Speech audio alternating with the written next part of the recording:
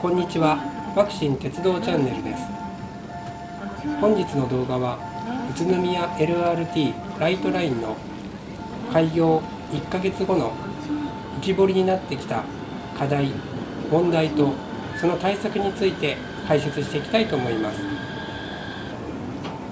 このチャンネルでは神奈川県、東京都を中心に貨物列車、新幹線、特急列車、鉄道の情報と動画をお送りさせていただいております。もしこの動画をご覧になっていただきまして、よかったらいいねやチャンネル登録をよろしくお願いいたします。それではやっていきましょう。宇都宮市と隣の芳賀町を結ぶ LRT 次世代型路面電車の開業から1ヶ月となり、利用者の数はおおむね順調に推移している一方で、多くの課題や問題が浮き彫りになってきております。その浮き彫りになった課題、問題を4つ挙げ、それについての対策なども私なりに解説していきます。課題、問題1つ目。路線名の名称、呼称が複数あり、一体何と呼ぶのかが適正なのかわからない問題です。事業主体となる宇都宮市が芳賀宇都宮 LRT としています。そして地元の地方新聞社では宇都宮芳賀ライトレール線、大手新聞社では芳賀宇都宮 LRT と略しています。テレビのニュース番組ではライトラインと呼称し、利用者に身近な乗り換え案内サイトを見ても、宇都宮芳賀ライトレール線、宇都宮ライトレール、ライトラインと呼称はバラバラになっております。また、これをご覧になっていただきますと、宇都宮駅連絡通路にはライトライン乗り場との案内看板があります。また、ポスターなどを見ていきますと、芳賀宇都宮 LRT 開業、ライトラインスタートとアルファベット表示であったり、表記が混在しております。この呼称が皆さんバラバラであり、統一感がないために、この対策として宇都宮芳賀ライトレール線の愛称について、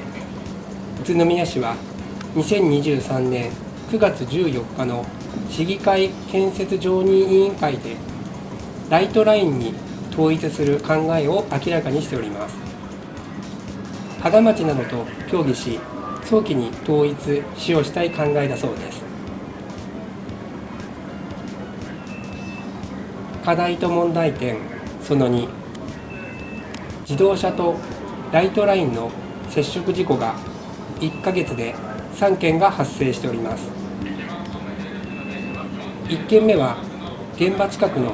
清原市民センター前停留場に設置された駐車場を利用として誤って右折し、軌道内に進入。背後から来たライトラインに気づかず、乗用車の右前部分とライトラインの先頭車両の左側部分と接触しております。2件目は乗用車は駅東口のローターを南に進み、軌道内に進入。右側から来た芳賀高根沢工業団地方面行きのライトラインに気づかず、乗用車の右前部分とライトラインの先頭車両の左側部分に接触しております。3件目はライトラインは宇都宮駅を発車し、芳賀町方面に走行中。ライトラインの左側面と自動車の右側のミラーが接触しております。自動車は右折待ちの列の最後尾に停車中で、当時は渋滞の列が長く、道路に車線が引かれたゼブラゾーンに止まっていたといいます。最後尾だった乗用車の右側のドアミラーが接触し、ライトラインの運転手は通過できると考え、警笛を鳴らさずに進入したそうです。このように車との接触事故が3件相次ぎ、ドライバー側に不慣れさがあるとの意見や、運転手が警笛を鳴らすべきだったとの指摘もあるようですが、運転士、ドライバーともに不慣れさがあるのは事実だと思いますので、運転士、ドライバーが周囲の安全や信号を十分に確認していくことが対策になると考えられております。私も宇都宮に車で行くこともありますので、信号には十分注意して運転していきたいと思っております。また、新たな交通環境でのルールを確認し、遵守していく必要があると考えております。課題問題点3つ目、休日のダイヤの乱れであります。休日には5分から20分程度の遅れが頻発に発生しています。 LRT の運営会社の宇都宮ライトレールによりますと、開業の8月26日以来、この1ヶ月の利用者数は平日で1万2000から1万3000人程度、休日は1万5000人から2万人と延べ41万人に利用者が伸びております。これは開業前に宇都宮市が見込んでいた初年度の利用者数を平日はおおむね想定通り、休日は3倍以上と大幅に上回っております。一方、ダイヤの乱れが課題となっていて、特に休日は料金を IC カードではなく現金で支払う人が多いことなどから、運転士が対応に追われ5分から20分程度の遅れが頻発に発生しております。宇都宮ライトレール株式会社では、平日は通勤・通学、休日はイベントや商業施設を訪れる際の手段として使用されていて、ダイヤの乱れを減らすため、一層の IC カードの利用を呼びかけたいとしているそうです。ダイヤが乱れやすくなっている要因の一つ、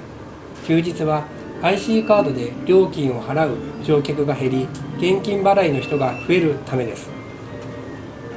平日の IC カード利用者は全体の 94% に上る一方で、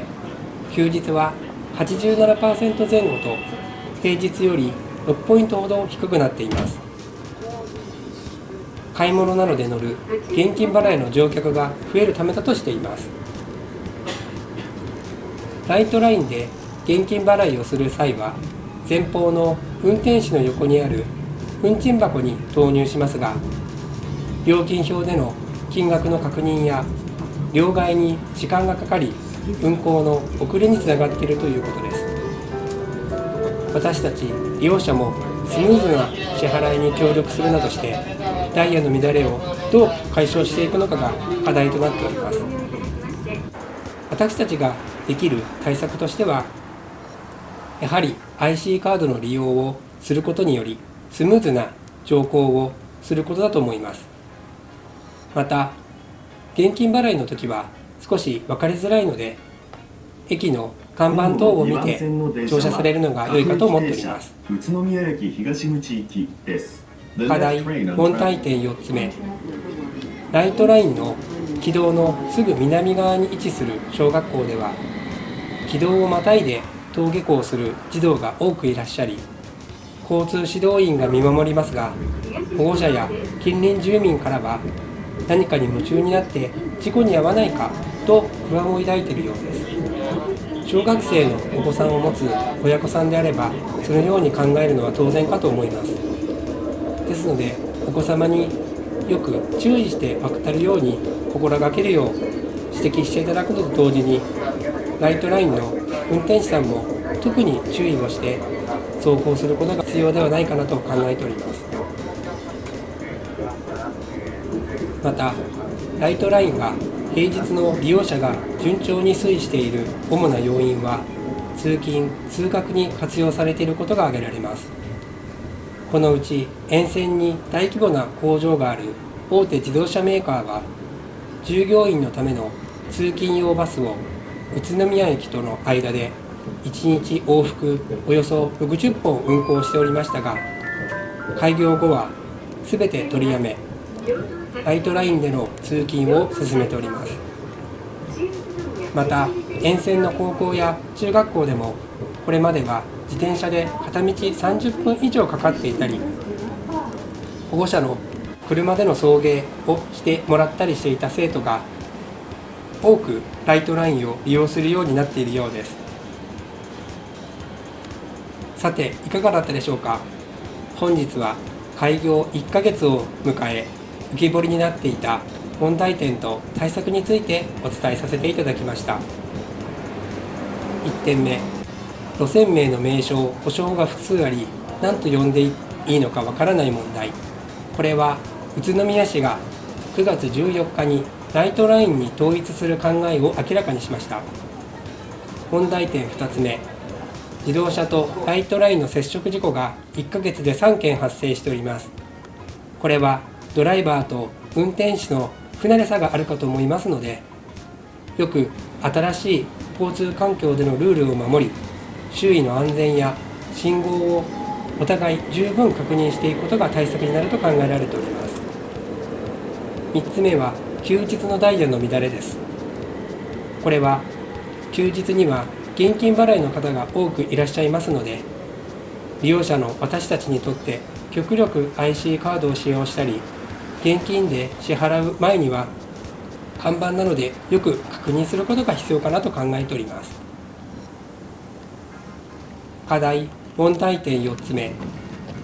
ライトラインの軌道のすぐ南側に位置する小学校では、軌道をまたいで登下校する児童が多くいらっしゃり、交通指導員が見守りますが、保護者や近隣住民からは事故に遭わないかと不安を抱いているようです。これはよく注意して渡る、または運転手さんがよく注意して運転されるということに対策になるのかなと考えております。このチャンネルでは神奈川県、東京都を中心に貨物列車、特急列車、新幹線など鉄道の動画と情報を詰め込んでお送りさせていただいております。もしこの動画をご覧になっていただきまして、よかったらいいねやチャンネル登録をよろしくお願いいたします。本日は最後までご視聴くださいましてありがとうございました。また次の動画でお会いできればと思います。本日はありがとうございました。失礼いたします。